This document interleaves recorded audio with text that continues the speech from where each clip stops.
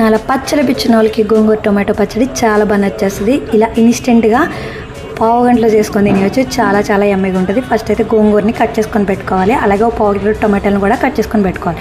వీటిలో కొంచెం ఆయిల్ వేసుకొని ఒక బౌల్ వేసుకొని మగ్గించుకోవాలి. ఈ మగ్గేలోపు ధనియాలు జీలకర్ర ఆవాల్ని బాగా వేయించుకొని చల్లారబెట్టుకొని పౌడర్ చేసుకోవాలి. అందులో కొన్ని వెల్లుల్లి రబ్బలు కూడా వేసుకొని పౌడర్ చేసుకొని పక్కన పెట్టుకోవాలి. ఈ లోపు మన గోంగూర టొమాటోలు మగ్గిపోతే తీసుకొని చల్లారబెట్టుకోవాలి.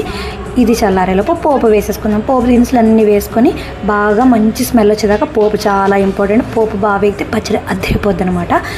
ఇది వేగేలోపు మనం ఇది మిక్సీ అన్న పట్టుకోవచ్చు, లేదంటే ఇలా దగ్గరగా మెదుపుకోవచ్చు.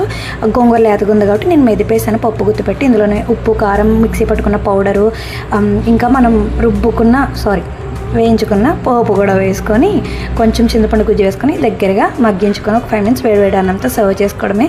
సో ట్రై చేయండి, ఎలా ఉందో చెప్పండి. ఇంకో మంచి వీడియో కలుద్దాం. బాయ్ ముద్దు.